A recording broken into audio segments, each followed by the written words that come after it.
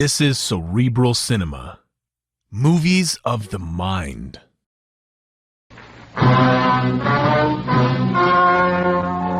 The story you're about to hear is true. Only the names have been changed to protect the innocent. Fatima Cigarettes, best of all long cigarettes, brings you Dragnet.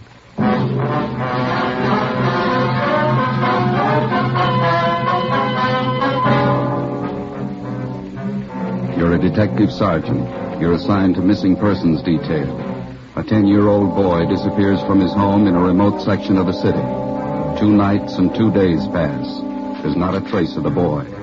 Your job, find him. Friends, compare Fatima with any other king-size cigarette. You'll find a world of difference. Yes, in Fatima, the difference is quality. Quality of tobaccos. The finest domestic and Turkish varieties. Extra mild, superbly blended. To give you a much different, much better flavor and aroma. Quality of manufacture. Smooth, round, perfect cigarettes. Rolled in the finest paper money can buy.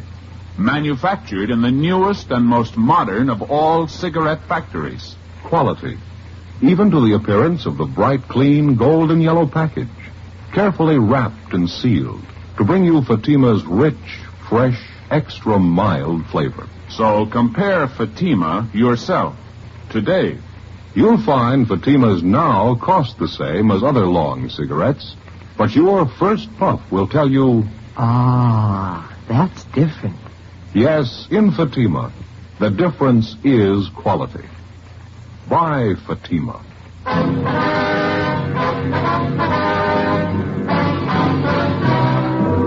Dragnet, the documented drama of an actual crime. For the next 30 minutes, in cooperation with the Los Angeles Police Department, you will travel step by step on the side of the law through an actual case transcribed from official police files.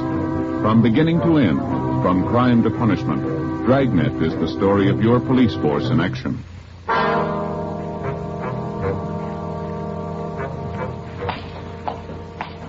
It was Wednesday, August 4th. It was hot in Los Angeles.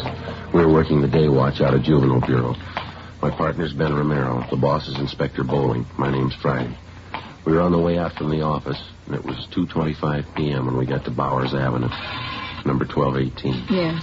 Police officers, ma'am, would like to see Mr. Sherman. Oh, certainly, officers. Won't you come in? Thank you very much.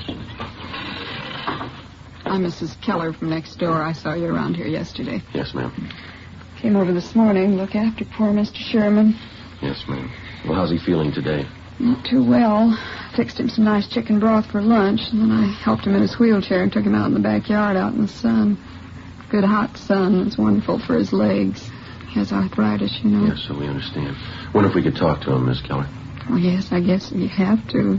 He's still out in the back sleeping in his chair last time I looked. Seems a shame to disturb him. Well, he called us at the office, said he wanted to see us as soon as we could make it out here.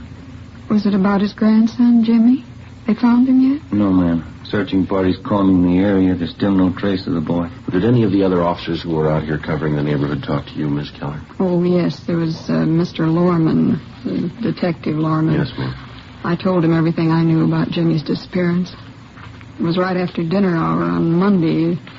About 6:30 last time I saw Jimmy. I see. I came out the side door to empty the garbage, and I saw Jimmy hiking up the side of the hill there, just in back of the house, all by himself. Nice boy. As far as you know, Mrs. Keller, Jimmy is Mr. Sherman's only living relative. That's right. His only relative, his only grandchild. Mm-hmm. Jimmy's mother and father were killed in an auto wreck. That was 3 or 4 years ago. Sherman's had a terrible lot of tragedy. Jimmy and his grandfather, they're the only ones left. You can't think of any reason why the boy would want to leave his grandfather, can you? None at all. Mr. Sherman's a wonderful man. Jimmy loved him, I knew that. Mm-hmm. Mrs. Keller! Mrs. Keller! Well, that's Mr. Sherman. He's awake. We can go through the house out the back here. All right, ma'am. This way. Thank you. Go ahead, ma'am. Yeah, okay.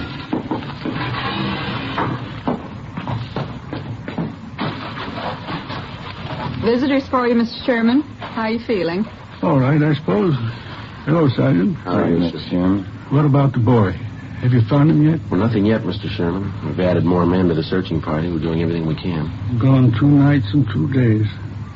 Tell me the truth, Sergeant. What's happened to the boy? Well, right now, we don't know any more about it than you do, sir, but that's no reason to give up hope. You told us yourself yesterday that Jimmy's been missing once before. It turned out all right that time. He wasn't gone for 2 nights and 2 days. Maybe you'll just say I'm old and I've got funny ideas, but I got a feeling, Sergeant, something's happened to Jimmy. Something's happened and I can't do anything about it. You just put those thoughts out of your head, Mr. Sherman. They're going to find Jimmy and it's going to be all right. Why don't you pull up those lawn chairs there, Sergeant? All right. I'm going to go in the house and fix some cold lemonade for you men. Well, thank you, ma'am. We got your phone message at the office, Mr. Sherman. Anything special you wanted to talk to us about? Yes, there was something. When you were talking to me yesterday, Yes, sir. I told you that Jimmy had on a brown jacket when he disappeared Monday night. Yeah. I was wrong, Sergeant. We found the jacket in his room. All he was wearing was a pair of blue jeans and this white sweatshirt.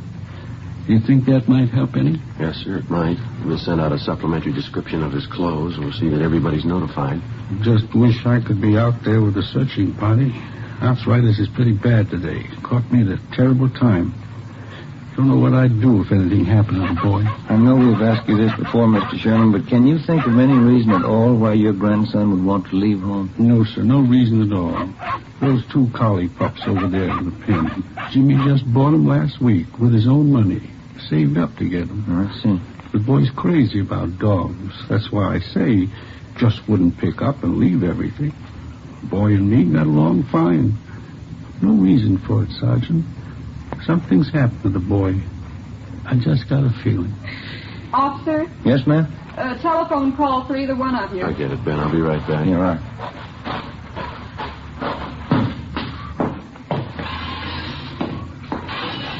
The man said it was your office calling. Thank you, Miss Keller. Where's the phone? Telephone's straight back there in the hall. Thank you very much.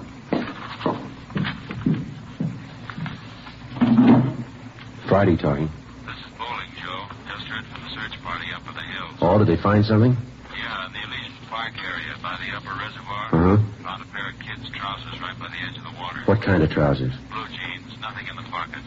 They'll start dragging for a body as soon as they get the equipment. Check it out with the grandfather, huh? See if the boy was in the habit of hiking up there around the reservoir. Right. We'll call in just before we leave here. Right, Joe. Right, bye.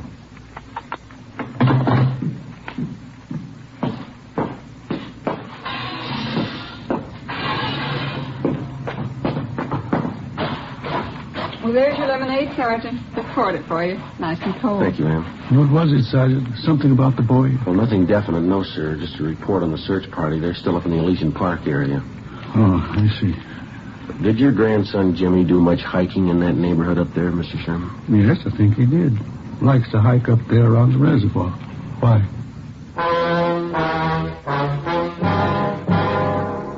The name on the 316 report, missing juvenile, read James Philip Sherman, WMA, 10 years old. He lived with his 68-year-old grandfather, Oscar Sherman, in a small cottage in a sparsely populated section of the city.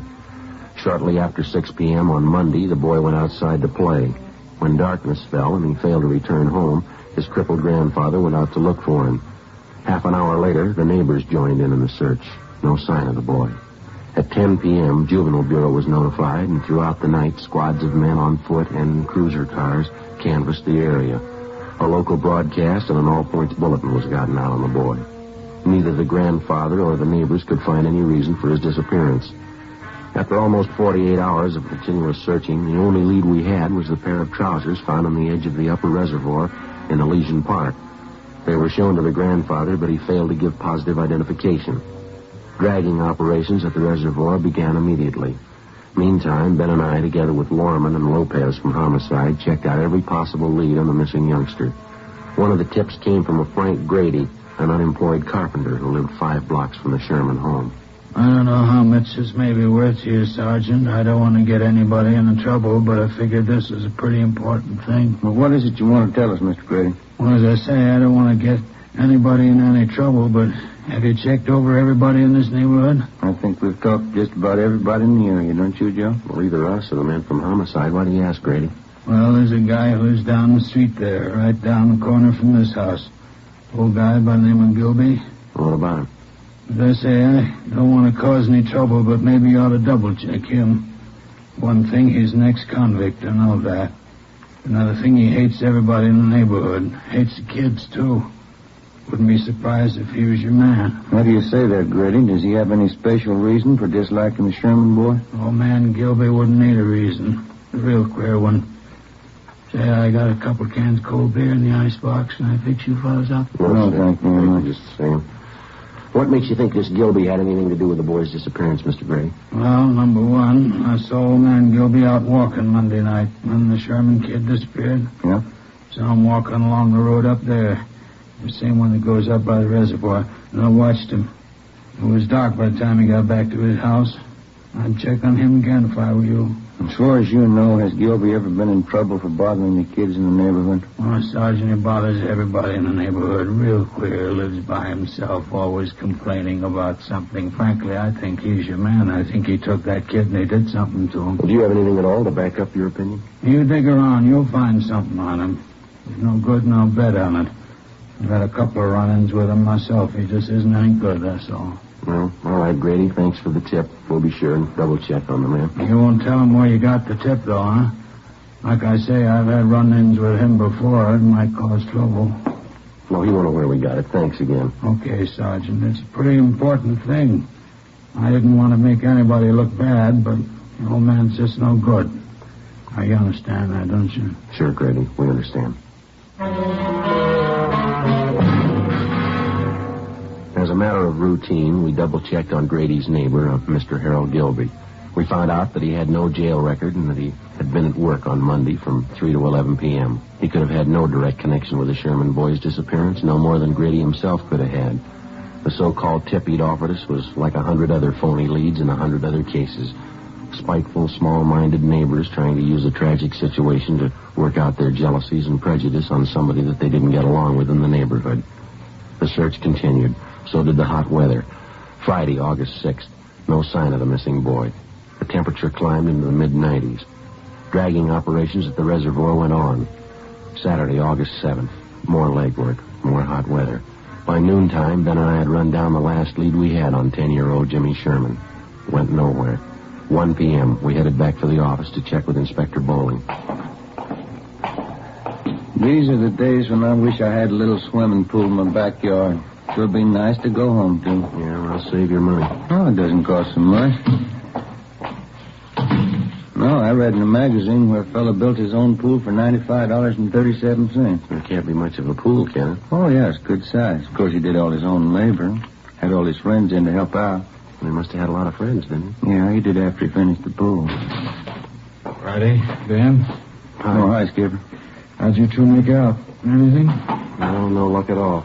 It makes it unanimous. Did you hear about the old man, the boy's grandfather? No, what happened? I guess the strain got too much for him. He collapsed. They're moving him to a hospital. Oh, that's too bad. Our men still up there at Dragnet Reservoir? Finished this morning. Nothing. Well, how about the search party? Nothing there either, I suppose. No, not a trace of the boy. It's a blind alley all the way around. How about the APB, the radiogram? Had 3 replies so far. None of them panned out. You want to grab it? Juvenile Bureau Bowling. Yeah, Fred. No good, huh? Yeah, all right. Check you later. I heard it once. I heard it 50 times. No trace of the boy. Got me, Skipper. Something real weird about the whole thing. Well, no, look, we know he didn't just disappear into thin air. Kid's gone. There's a good reason for it. There's got to be an answer somewhere. That's right. You'll find it. Another week passed, and then a month. 2 months. We were no farther along than the day we started on the case. In November, we had a teletype from Chief Earl O'Clair of the Phoenix, Arizona Police Department. Reportedly, the Sherman boy had been seen in Phoenix. It was another false alarm. The Christmas holidays wore on into a new year. February came and went, then March, April. Tuesday, May 3rd, 1:40 p.m. Ben and I got a call to check in with Inspector Bowling. This telegram just came in from Dayton, Ohio. Have a look. Thank you. Let's see, Joe. What is it? Jimmy Sherman. They found him. 9 months had gone by, almost to the day, since the Sherman boy had disappeared. The grandfather was contacted immediately. When he was told his grandson had been found and that he was safe, the old man was unable to answer. He broke down and wept. In our communications with the Dayton, Ohio police, they told us that the boy had been found wandering along a highway just outside that city and that he'd appeared to be in a kind of a dazed condition. The boy told the Dayton officers that he'd been kidnapped a short distance from his home in Los Angeles by a man in a blue sedan. He gave them detailed descriptions of both the man and the car.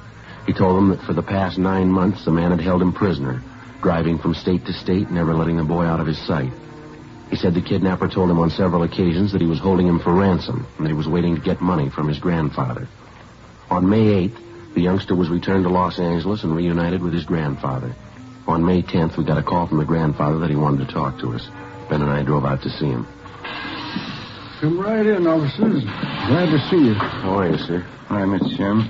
Sorry to cause you all this trouble chasing you out here like this. Not at all, sir. What is it you want to see us about? Well, I'm not really sure about it, Sergeant. That's the whole thing of it. I don't know if it's me or what it is. Well, what's bothering you, Mr. Sherman? It's the boy, Jimmy. I don't know what to think. Well, how do you mean, sir? He's all right, isn't he? We saw him as we drove up, playing out in the backyard, and the doctor checked him over. No, it's not that. The boy's healthy enough. Nothing wrong with him. Well, then what is it, sir? Maybe it sounds a little weird to you, but I'm just not sure. You're not sure of what? That boy out there, Sergeant. I'm not sure he's really my grandson.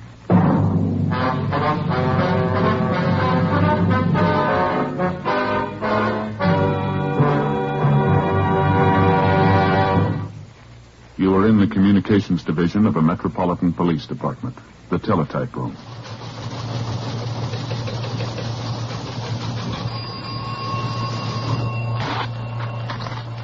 .43 LOS 52951, 12:03 p.m. APB, WMA 150, 5'6", dark hair, dark eyes, wearing gray suit, no hat. Suspect is wearing glasses. Heavy build, 22 years. Suspect is armed with blue steel revolver. Any information? Forward. You have just heard a teletype description of a suspect. This information will apply to many, but careful screening will eliminate all but one. You'll find the same is true when you examine king-size cigarettes. Careful screening will eliminate all but Fatima. Compare Fatima. Fatimas are the same length as any other king-size cigarette, 85 millimeters. Fatima has the same circumference, 1 1/64 inches around. And Fatima filters the smoke exactly the same long distance as other king-size cigarettes. But in Fatima, the difference is quality. Fatima gives you extra mildness, a much different, much better flavor and aroma. You get all the advantages of extra length, plus Fatima quality, which no other king-size cigarette has. So compare Fatima yourself. Your first puff will tell you... Ah, that's different. Yes, in Fatima, the difference is quality. Best of all, long cigarettes.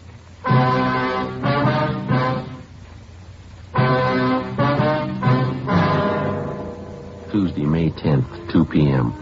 When the aging grandfather, Oscar Sherman, told us that he wasn't sure whether the recovered boy was really his grandson, Ben and I didn't know what to think. Our first reaction was that the shock of recovering the boy after he'd almost been given up for lost had been too much for the old man. Mr. Sherman admitted that there was no physical difference in the boy as far as he could see, but he still insisted that there was something wrong, that the boy seemed different somehow. To satisfy the grandfather, Ben and I talked to the boy, but he failed to give us any reason to believe that he was not Jimmy Sherman. We checked with the boy's friends, all the people in the neighborhood who'd known Jimmy over a period of years. They confirmed our opinion. A few thought that the youngster had changed a little, but no one had any serious doubts about it. The boy was really Jimmy Sherman. So the matter was dropped. Thursday, May 12th, Ben and I had lunch, and then we checked back in at the office.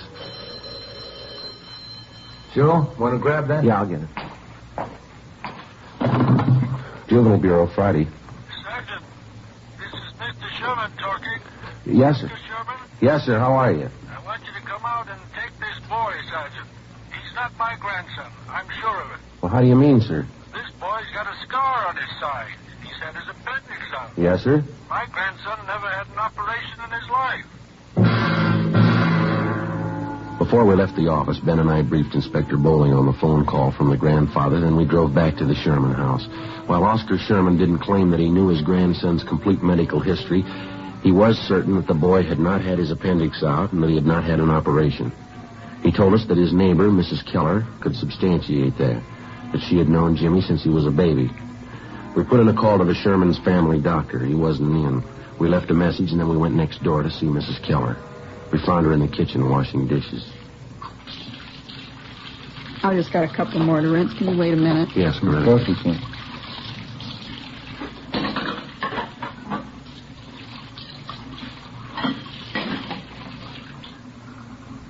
No, to tell you the truth, Sergeant, I just don't know what to think about Mr. Sherman. Maybe the whole thing was too much for him. His mind's going back on. Well, to your knowledge, Mrs. Keller, was the boy ever operated on? No, not as far as I know. But it's possible he did have an operation. I didn't hear about it. Sergeant, as far as I'm concerned, that boy's Jimmy Sherman. I don't know what his grandfather's up to with all that silly talk. Well, if it's not really the boy, we won't have too much trouble finding the truth. Well, there's no question in my mind. Of course it's Jimmy. Why, when he was over here the other day, he talked about the party I gave for him one Halloween. He even remembered the children who were there. Mm-hmm. Are the other neighbors as sure about the boy as you are? Just about. Miss Foster down the street. Jimmy was in to see her yesterday. He talked about some changes she'd made in her living room, asked her about some relatives she has living out of town. Mm-hmm. Come to think about it, Jimmy even remarked on that new trailer rose I planted out in front. Besides, as the boys' dogs, why, they knew that youngster the minute he set foot in the yard. Yes, ma'am. Well, thank you very much, Mrs. Keller. If we have any more questions, we'll contact you. Is that all right? All right, Sergeant. Couldn't fix you a cup of coffee, could I? No, thank you, Miss Take your time now. Poor old Mr. Sherman. I don't know what to make of it. He's so mixed up. Yes, ma'am. So are we. We left the neighbor, Mrs. Keller, and went back next door to the Sherman house. The grandfather told us that the family doctor hadn't returned our call yet. At 3:30 p.m., the boy came home from school, changed his clothes, and went out into the backyard to play. We figured we had nothing to lose in talking to the boy again. We found him in the small workshop at the rear of the garage where he was sawing on a piece of plywood with a hacksaw. We talked to him for about 20 minutes. It was no different than the first time we interviewed him. He was relaxed and talkative. Say, would you hand me that hammer there, officer? Oh, yeah. Yeah, here you go. Thanks. Well, if I ever get this thing finished, it's going to be the best coaster around here. These are the wheels I'm going to put on it. Pretty good, aren't they? Yeah, they look fine, son. Do you like building things, coasters and things like that? Oh, yeah, I like it all right. It's fun. Your granddad says you've changed quite a bit since you got back, Jim. Says you didn't like working around the shop here before. Well, I guess I don't really. You know, once in a while I like to come out and fool around. Mm-hmm. Have you seen Mr. Barlow down the street since you've been back? Mr. Barlow? No, I went down to see him, but he wasn't home. Maybe I'll go down and see him tomorrow. His name isn't Barlow, is it, Ben? I thought it was Robinson. Oh, yeah, that's right, Mr. Robinson. Sometimes I forget. How did you and your grandfather get along, Jim, all right? Oh, sure, every once in a while looks kind of funny at me. I don't know. I guess he's still worried about that man taking me away and all. Uh-huh. How you been feeling lately, Jim, okay? Sure, I feel fine. Hardly ever get sick. That's good. You ever been in the hospital, son? Uh-huh, just once. Had my appendix out. I hate hospitals. Can I have that can of nails there, please? Oh, yeah. Yeah, here you are. Gotta make this good and strong, you know. I'd like to ask you a question, son. Yeah? What's your real name? I'm Jimmy Sherman. You know that. No, I'd like to have the truth, son. Who are you? You must be fooling, officers. You know who I am. Jimmy Sherman. No, Jimmy Sherman never had his appendix out, son, but you did, and you've got a scar to prove it, haven't you? Sure, I had my appendix out. Ask my grandpa. He'll tell you. I'm afraid he won't, son. He says he's not your grandfather. He says you don't belong here. His grandson never had an operation in his life. How about it, son? You want to tell us about it?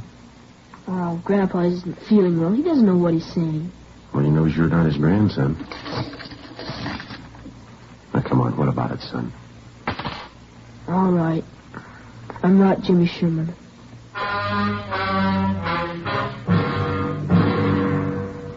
He told us his real name was Donald Rush.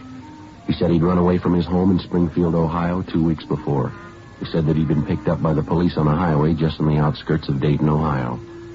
On returning the boy to the station, the police officer saw that he fitted the description of the missing California boy perfectly. It was almost as if the two were identical twins.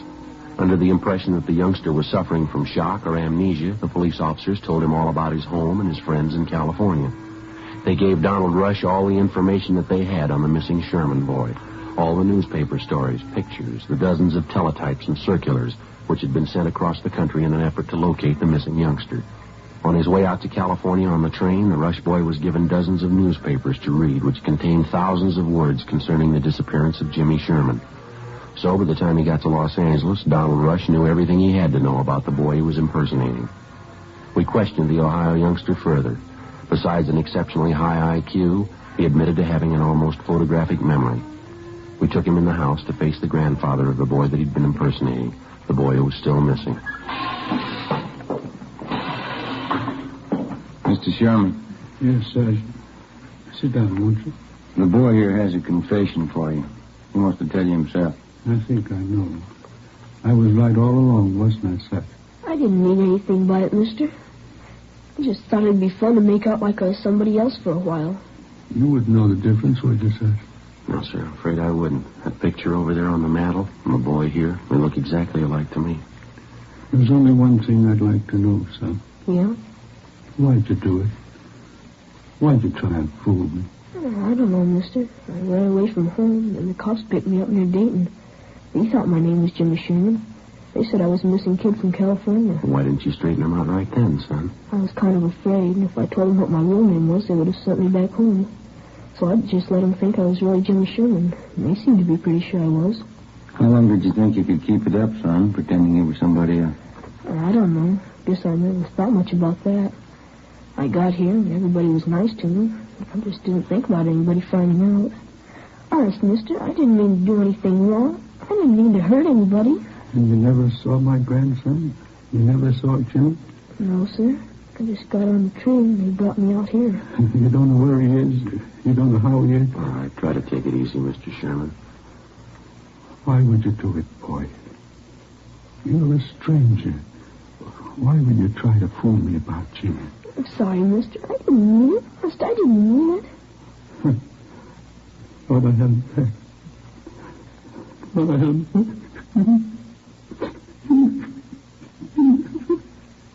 Come on, Ben. Let's go, son.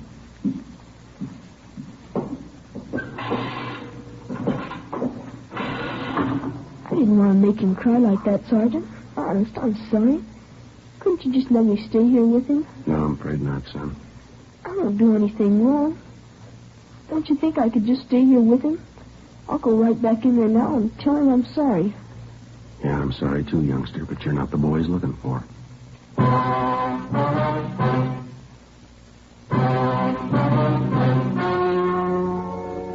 The story you have just heard was true. Only the names were changed to protect the innocent. On Wednesday, May 20th, a meeting was held at the Juvenile Bureau, City and County of Los Angeles, State of California. In a moment, the results of that meeting.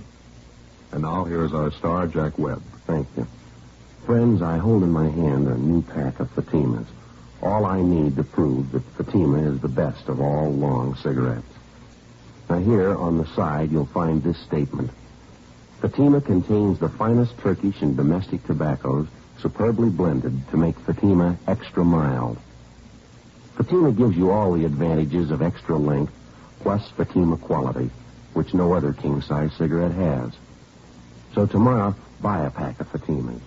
I know you'll find that in Fatima, the difference is quality.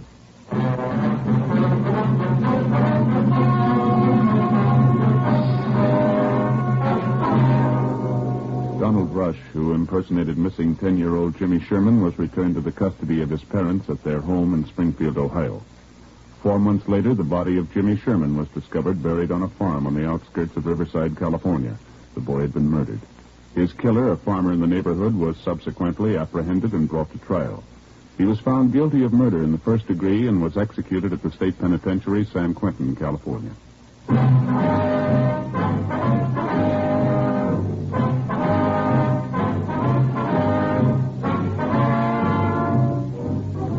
have just heard Dragnet, a series of authentic cases from official files. Technical advice comes from the Office of Chief of Police W.H. Parker, Los Angeles Police Department.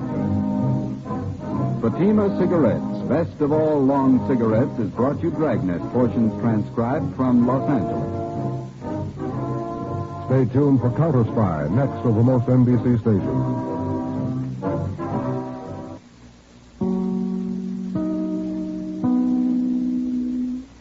Cerebral Cinema hopes you have enjoyed this movie of the mind.